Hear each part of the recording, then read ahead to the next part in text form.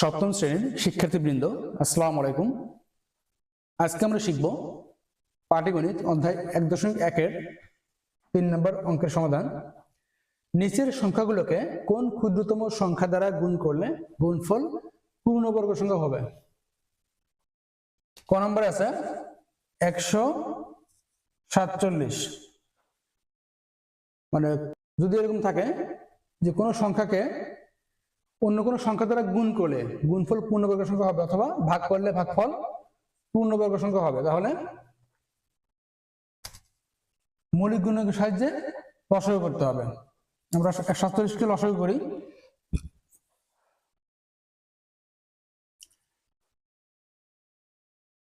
7 4 11, 1 12 অঙ্কগুলো যোগ করি। 7 আর 4 11, 11 1 যোগ করলে 12, 3 4 12, অর্থাৎ 3 ভাগ করা যায়। 3 4 12, 14 থেকে যদি আমরা 12 বাদ দিই 2 থাকে, 2 আর 7 পাশাপাশি বসাই 27, 3 9 27। এবার 3 দিয়ে যায় দেখি, 9 4 13, 3 4 12, 3 ভাগ করা যায় না। 7 7 49, 7 7 49 লিখবো। সুতরাং 147 এর মৌলিক গুণনীয়ক, মৌলিক গুণনীয়ক 3 গুণন 7 গুণন 7। আমরা এটাকে জোড়া জোড়া আলাদা করি। 3 যদি একটা আছে, একটা থাক, 7 এক জোড়া আছে, তাহলে 7কে আমরা আলাদা করি। আমরা জানি বর্গমূলের ক্ষেত্রে প্রত্যেক জোড়া থেকে একটি করে নিতে হয়, অর্থাৎ 7 থেকে আমরা একটা নিতে পারবো, কিন্তু 3 যদি একটা আছে এখান থেকে নেওয়া সম্ভব না। তাহলে যদি আরেকটা 3 দিয়ে গুণ করি তাহলে সেই গুণফলটা পূর্ণবর্গ সংখ্যা। 147 সংখ্যাটি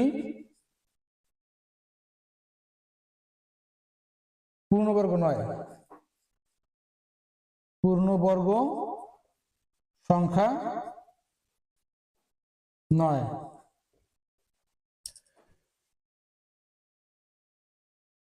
সংখ্যাটিকে 3 দিয়ে গুণ করলে,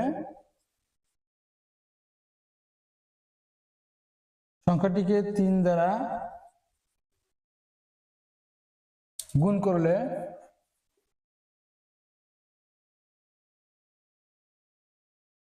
প্রাপ্ত গুণফল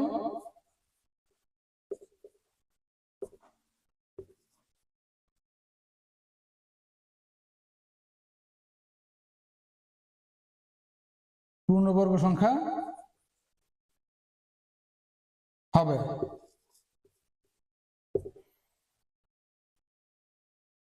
তাহলে অ্যান্সার কি হবে? সুতরাং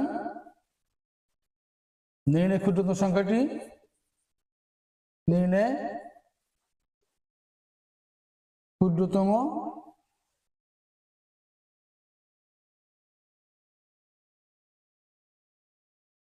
সংখ্যাটি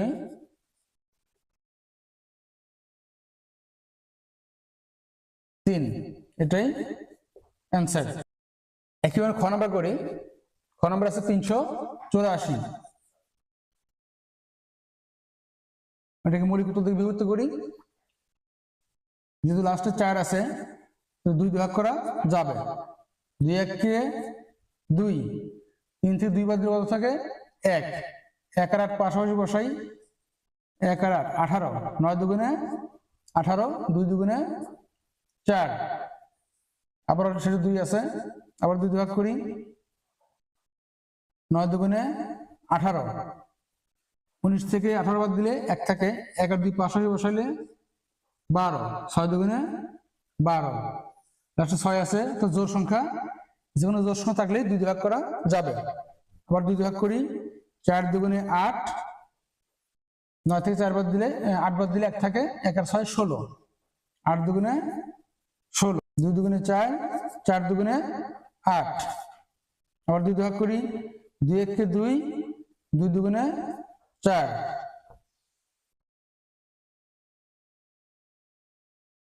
আবার 2 ভাগ করি, 6 দুগুণে 12, আর 2 ভাগ করি, 3 দুগুণে 6,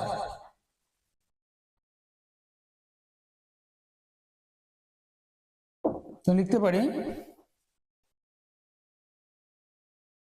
384 এর, সুতরাং 384 এর মৌলিক গুণনীয়ক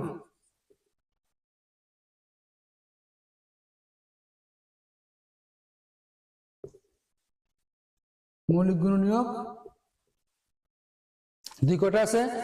1 2 3 4 5 6 7, 7টা 2 আছে।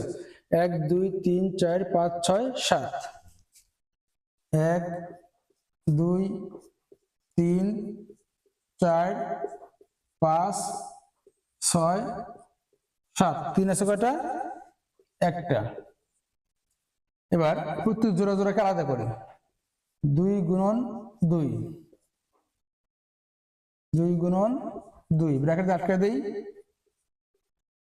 2 গুণন 2, যেহেতু 2 7টা আছে, তাহলে 6টাকে আমরা জোড়া জোড়া বিভক্ত করলাম। এবার বাকি থেকে কি? একটা 2 থাকে, একটা 3 থাকে, অর্থাৎ একটা 2 সিঙ্গেল আছে, একটা 3 সিঙ্গেল আছে, মানে একা আছে। তাহলে জোড়া জোড়া না হলে বর্গমূল করা সম্ভব না। তাহলে কি লিখবো আমরা? 300, সুতরাং 384 সংখ্যাটি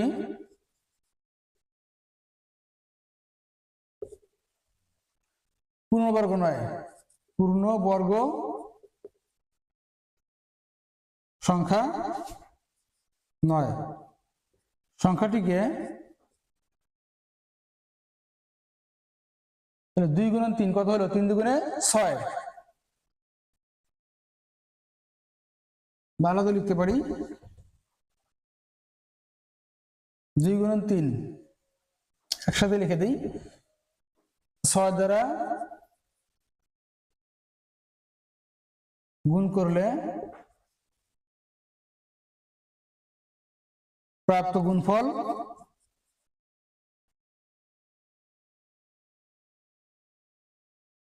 পূর্ণবর্গ সংখ্যা হবে, পূর্ণবর্গ সংখ্যা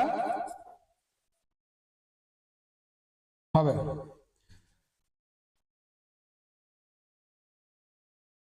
সুতরাং নির্ণয় ক্ষুদ্রতম সংখ্যাটি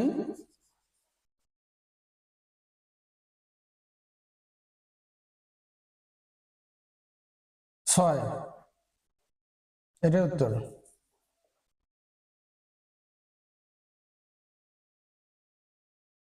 এবার চলে আসি গ নম্বরে।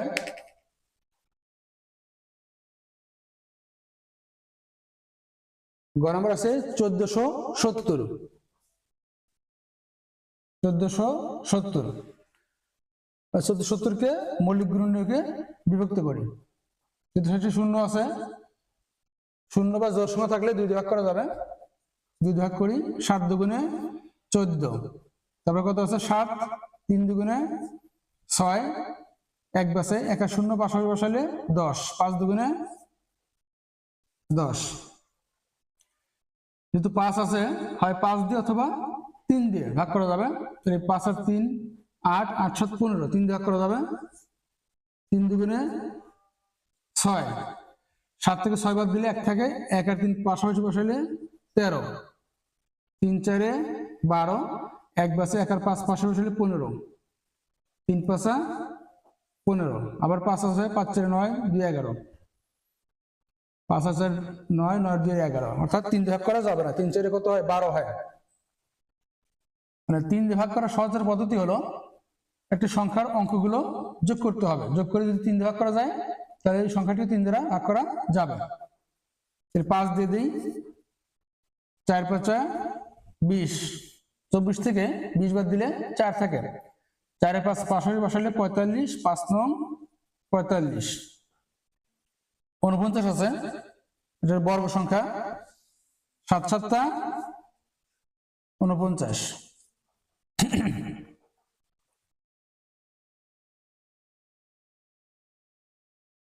লিখতে পারি 1470 এর মৌলিক গুণনীয়ক।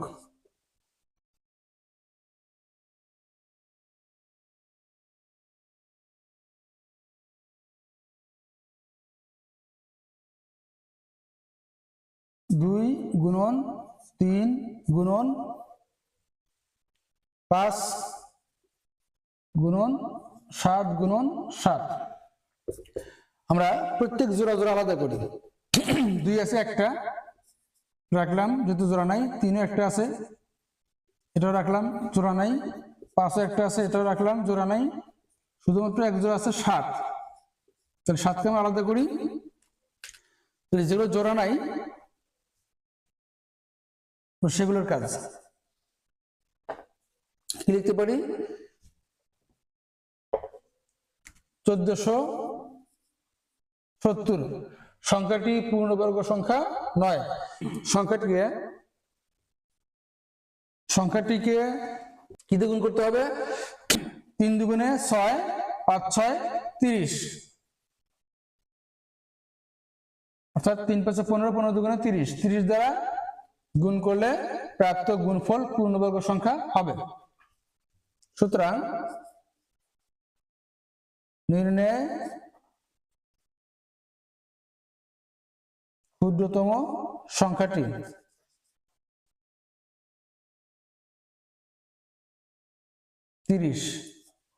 এটাই অ্যান্সার। চলে আসি ঘ নম্বরে। ঘ নম্বরে আছে 23,805। 23,805 এটাকে আমরা মৌলিক উত্তর দেখে বিভক্ত করি।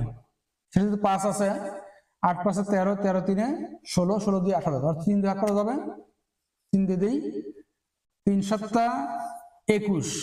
23 থেকে 21 বাদ দিলে 2 থাকে, 2 এর 8 পাশাপাশি বসাই 28, 3 নং 27। 28 থেকে 27 বাদ দিলে কত থাকে? 1, 1 আর 0 পাশাপাশি বসাইলে 10, 3 ত্রিক্ষে 9, 10 থেকে 9 বাদ দিলে 1 থাকে, 1 আর 5 পাশাপাশি বসাইলে 15, 3 5 15। সেম ভাবে 5 আর 3 যোগ করলে 8, 8 আর 9 17, 17 7 24, 3 8 24, আবার 3 দিয়ে যাবে, 3 দুগুণে 6, 7 থেকে 6 বিয়োগ করলে 1 থাকে, 1 আর 9 পাশাপাশি বসালে 19, 3 6 18, 19 থেকে 18 বাদ দিলে 1 থাকে, 1 আর 3 13, 3 4 12, 1 থাকে, 1 আর 5 15, 3 5 15, 5 4 9, 9 15, 15 দিয়ে 17। এখন 3 ভাগ করা যাবে না, তাই 5 দিয়ে দিই, যেহেতু সেটা 5 আছে।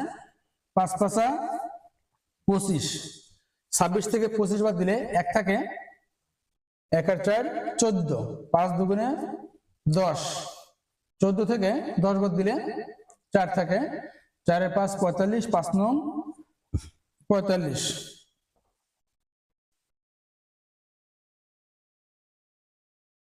যদি 3 আছে, 9 2 11 5 16, 3 ভাগ করা যাবে না, 529। আমরা 529 কে ভাগ করে বর্গমূল করি।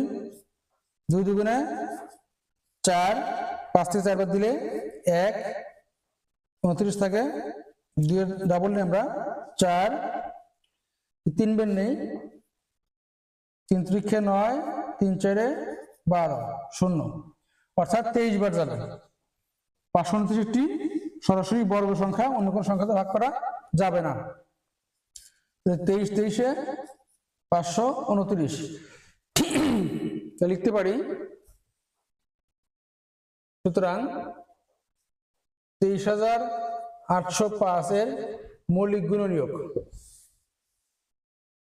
3 কয়টা আছে? 2টা। 3 গুণন 3 গুণন 5 আছে একটা গুণন 23 আছে 2টা, 23 গুণন 23। আমরা জোড়া জোড়া আলাদা করি।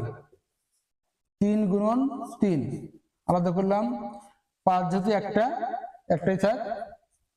এবার 23 আছে এক জোড়া, 23 গুণন 23। দেখা যাচ্ছে 3ও এক জোড়া আছে, 23ও এক জোড়া আছে, শুধুমাত্র 5 আছে একটা। লিখতে পারি 23,805। সুতরাং 23,805 সংখ্যাটি পূর্ণবর্গ সংখ্যা নয়। সংখ্যাটিকে যেহেতু একটা 5 সিঙ্গেল আছে, তাহলে 5 দ্বারা গুণ করলে প্রাপ্ত গুণফল পূর্ণবর্গ সংখ্যা হবে। সুতরাং নির্ণয় ক্ষুদ্রতম সংখ্যাটি 5, এটাই অ্যান্সার। ধন্যবাদ সবাইকে ভিডিওটি দেখার জন্য।